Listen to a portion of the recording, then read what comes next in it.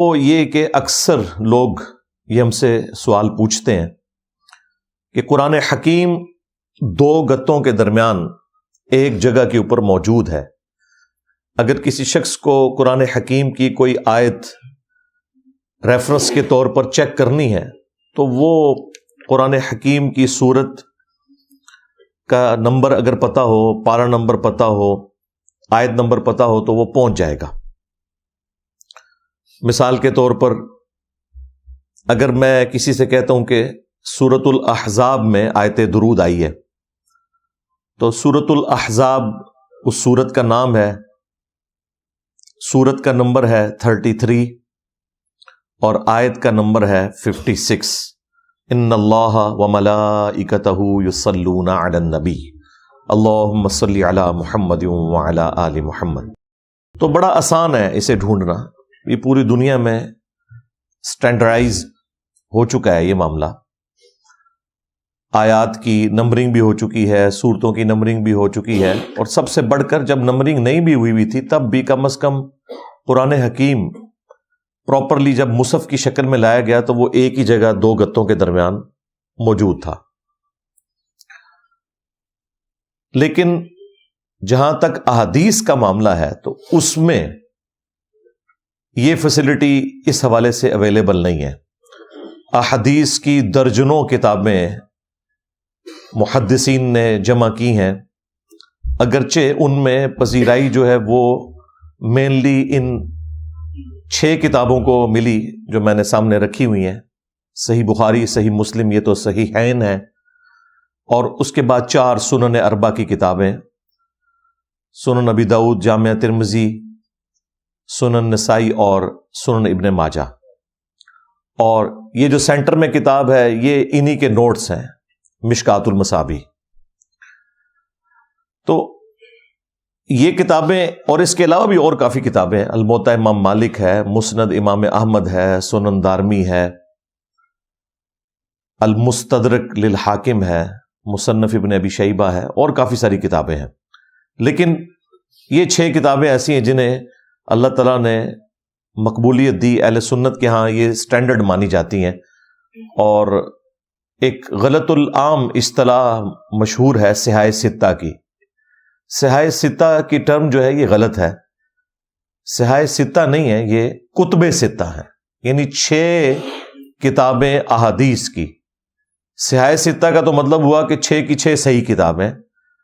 صحیح کتابیں ان میں 2 ہی ہیں، صحیح بخاری اور صحیح مسلم. یہ صحیح جو ہے یہ اردو والا نہیں ہے کہ باقی غلط ہو گئی ہیں، یہ صحیح ٹرم ہے جو حدیث کی اسناد کے حوالے سے بات کی جاتی ہے.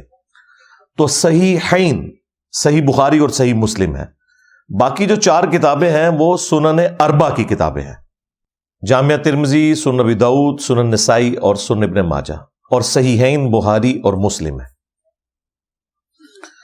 اب کوئی ایک ایسی کتاب جس کے اوپر اس حوالے سے ہمیں سیٹسفیکشن ہو کہ اہل سنت کی مین سٹریم کے کتابوں کے نوٹس کی شکل میں وہ ہو، تاکہ ایک کتاب خرید لی جائے اور ہمارے جو بنیادی مسائل ہیں، ایمانیات سے متعلق، وضو سے متعلق، غسل سے متعلق، نماز سے متعلق، اسی طریقے سے زکوٰۃ، حج، روزے، نکاح، طلاق، حلال اور حرام کاروبار، یہ ساری چیزیں جو ہیں وہ کمبائنڈ فارم میں ایک جگہ جمع ہوں. اور پھر وہ کتاب بھی ایسی ہونی چاہیے جس کتاب میں جو ہماری کرٹیکل کتابیں ہیں اہل سنت کی، صحیحین یعنی بخاری اور مسلم، اور سنن اربع یعنی سنت کی 4 کتابیں، ابو داؤد، ترمذی، نسائی، ابن ماجہ، صحیحین اور سنن اربع ملا کے یہ کل 6 کتابیں کتب ستہ، یہ بھی اس میں کور ہوں. تو ایسی کتاب ہے مشکات المصابیح، جسے میں نے نام دیا ہے انسائکلوپیڈیا آف حدیث کا. یہ ہے جی وہ مشکات المصابیح جو میں نے اپنے ٹیبل کے اوپر پچھلے کئی سالوں سے کتب ستہ کے درمیان رکھی ہوئی ہے، اور اس کے اوپر یہ قرآن حکیم رکھا ہوا ہے، صرف اس لیے کہ اس کی اہمیت لوگوں کے سامنے اجاگر ہو اور اس کتاب کے ساتھ لوگوں کا شغف ہو. اب دیکھیں یہ کتاب اس وقت اردو زبان میں 3 جلدوں پر مشتمل ہے، اور ہر جلد کے اندر آلموسٹ 700 کے قریب صفحات ہیں اس کے، اور کل احادیث اس میں 6294 ہیں، 6294۔ لیکن یہ جو احادیث ہیں یہ ریپیٹیشن کے بغیر ہیں، اگرچہ یہ تعداد میں بخاری اور مسلم سے کم احادیث ہیں، لیکن چونکہ بخاری اور مسلم میں ریپیٹیشن ہوئی ہے احادیث کی، اس اعتبار سے مشکات المصابیح کی احادیث بخاری مسلم سے زیادہ ہیں، اس میں ریپیٹیشن نہیں ہے۔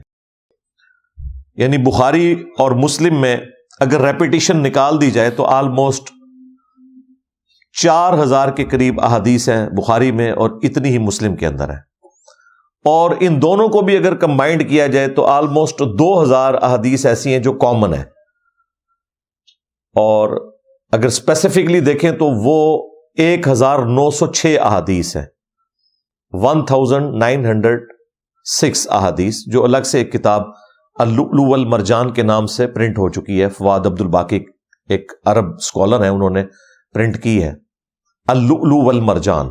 قرآن میں 2 موتیوں کا ذکر تھا نا، تو وہ انہوں نے اس کا نام بخاری اور مسلم کے حوالے سے اللؤلؤ والمرجان رکھ دیا۔ پھر جو بخاری مسلم میں احادیث ہیں ان میں سے کافی ساری احادیث ہیں جو جامعہ ترمذی میں ہے، سنن ابی داؤد میں ہے، سنن نسائی میں ہے، ابن ماجہ میں ہے۔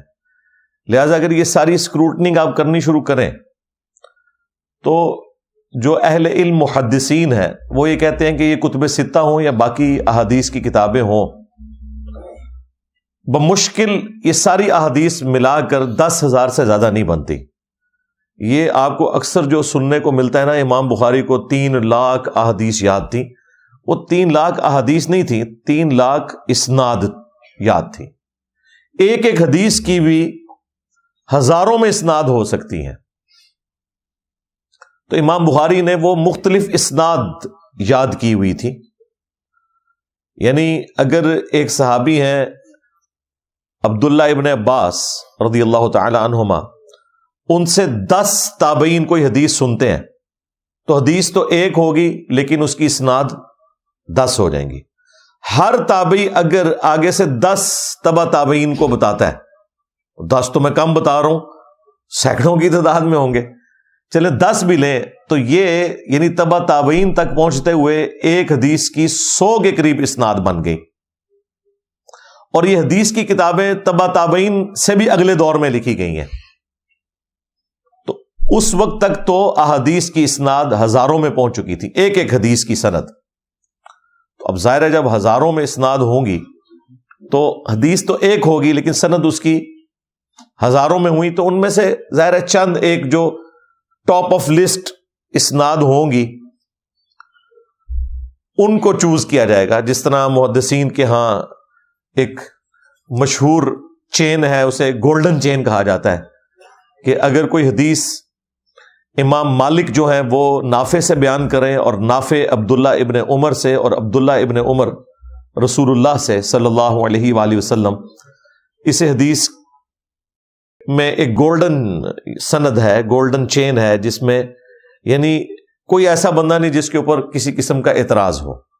اس سے نیچے بھی یعنی امام بخاری کے استاد ہیں احمد بن حنبل، احمد بن حنبل کے استاد ہیں محمد بن ادریس شافعی، اور ان کے استاد ہیں امام مالک بن انس، اور ان کے استاد ہیں امام نافع، اور ان کے استاد عبداللہ ابن عمر۔ تو اس طرح یہ چینز چلتی ہیں۔ تو پھر امام بخاری امام مسلم نے جو بیسٹ چینز تھیں ان کا انتخاب کیا، اور اس میں بھی انہوں نے کوشش کی کہ ان اماموں سے لے کر رسول اللہ تک صلی اللہ علیہ وآلہ وسلم کم سے کم لوگ انوالو ہوں۔ ان احادیث کو پریفر کیا گیا، ظاہر ہے جتنے کم بندے انوالو ہوں گے سند کو چیک کرنا بھی آسان ہوگا۔ یہی وجہ ہے کہ اب جو حدیث کی کتابیں لکھی جاتی ہیں وہ صرف نوٹس کی شکل میں ہوتی ہیں، سیکنڈری کتابیں یا ٹرشری کتابیں ہوتی ہیں۔ اوریجنل کتابیں وہی ہیں جو پہلے 300 سال کے اندر کمپائل ہو گئی۔ اس کے بعد اگر کوئی